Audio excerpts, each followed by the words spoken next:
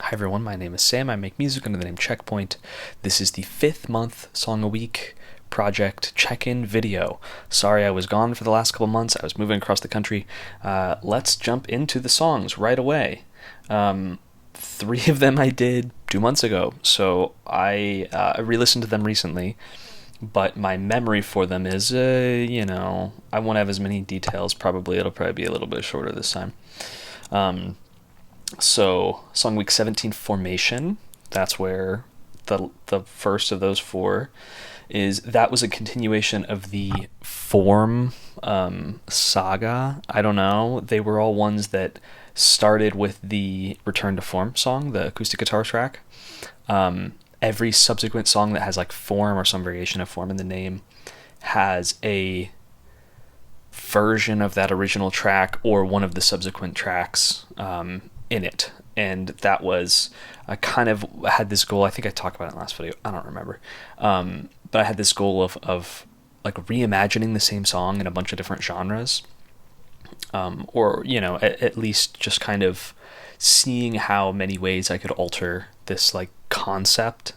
And it's not even using the structure or any of the chord progression or anything. It's literally just using like sounds and then changing them a lot so they don't sound like it, but using puzzle pieces I had already made to construct a new puzzle, I guess, is kind of how I've been thinking about it.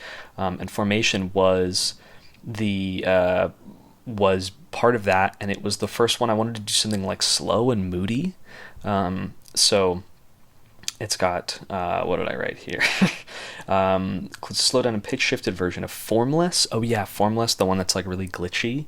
That I took that whole song and just like pitch shifted it down and like stretched it, and that's a lot of the texture in Formation, which I think was very cool. I've used it in a number of other tracks as well.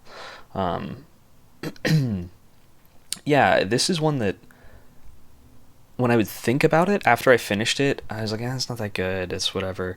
But going back to it this time, I was like, this is kind of cool. And the ending where it just keeps getting like more like noise buildup, kind of sounds like the speakers are breaking or overloading or something. I was really happy with that little effect.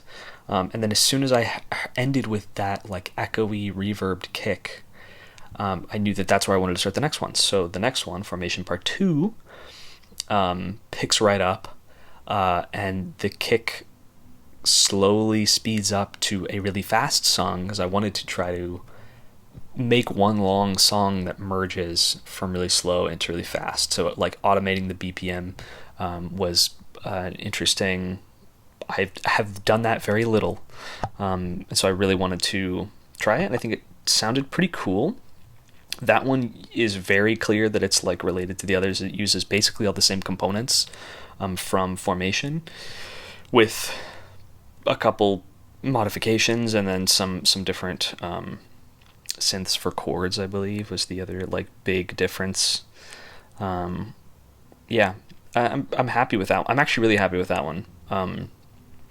That one, the like drops, quotes. I'm holding my laptop, so I have to do quotes with this hand.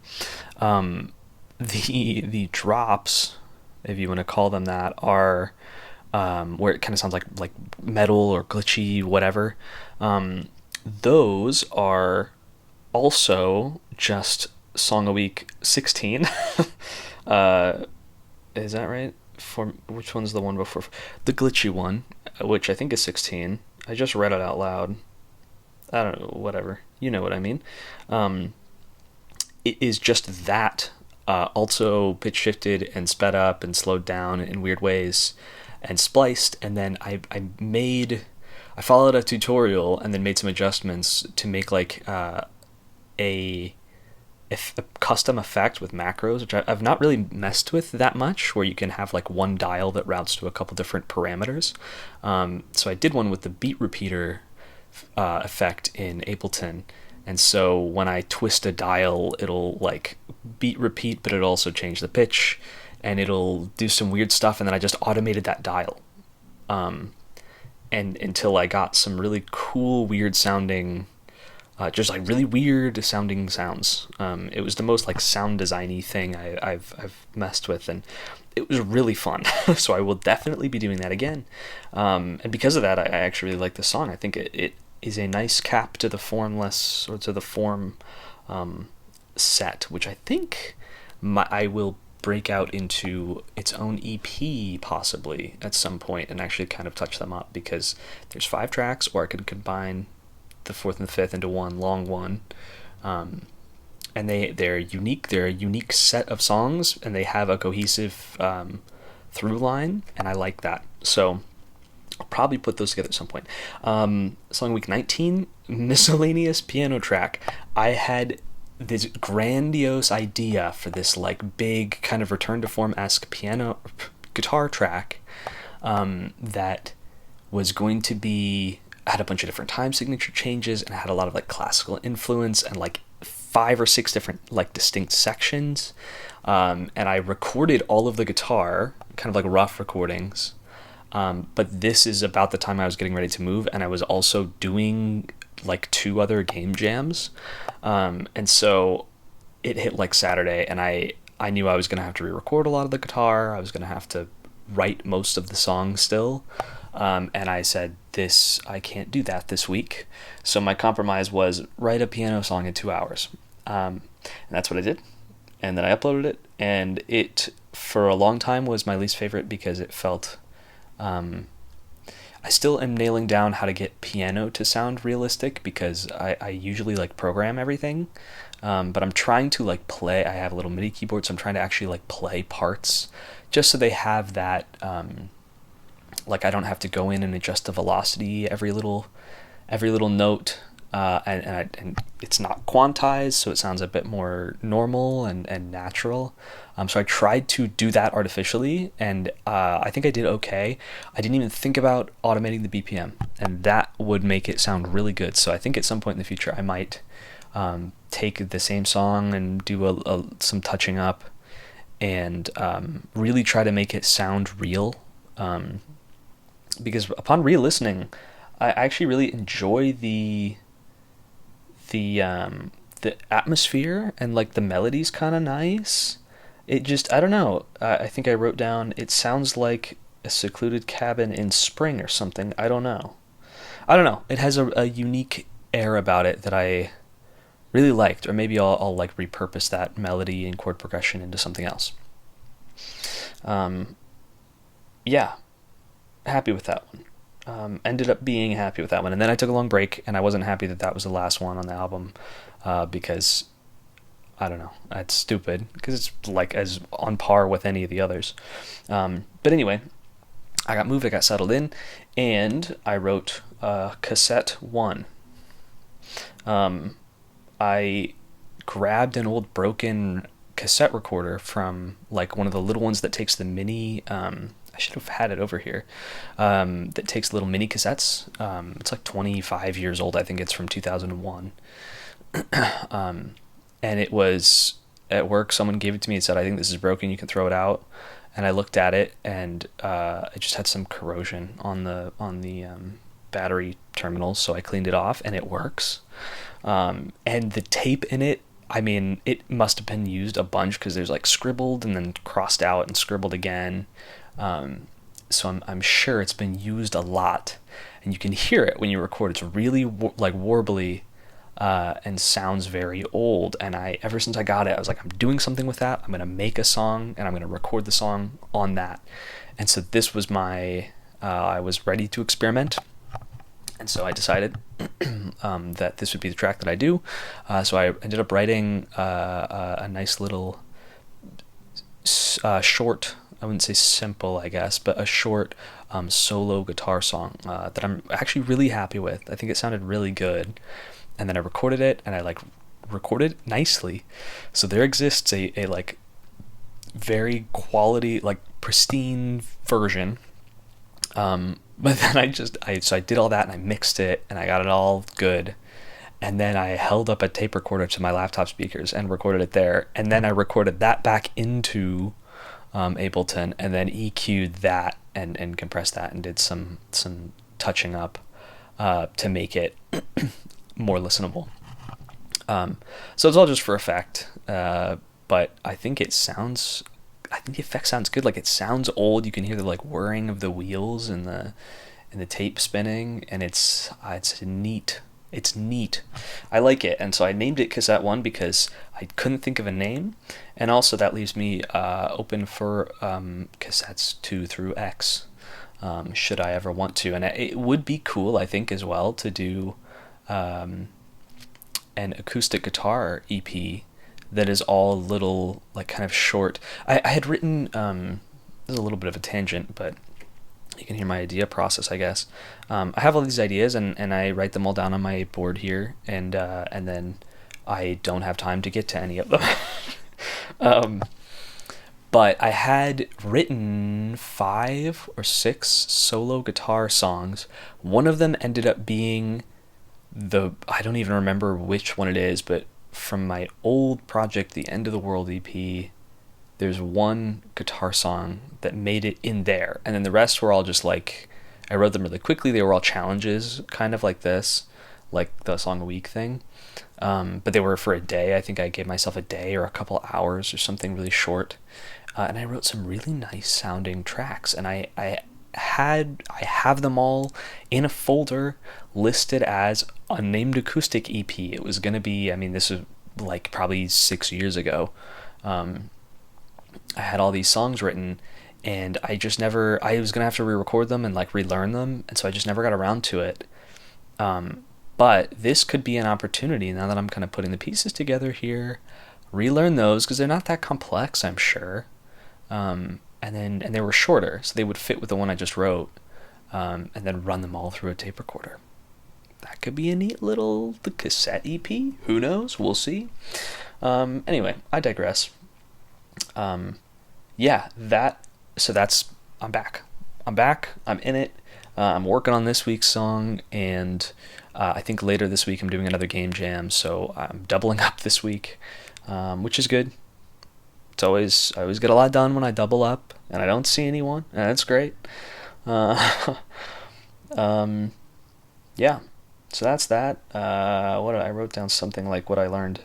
I learned that whenever I take any time off, like when I skip 1 week, I feel like I've forgotten how to write songs. Like, I feel like the ability's just gone. I don't know how to start.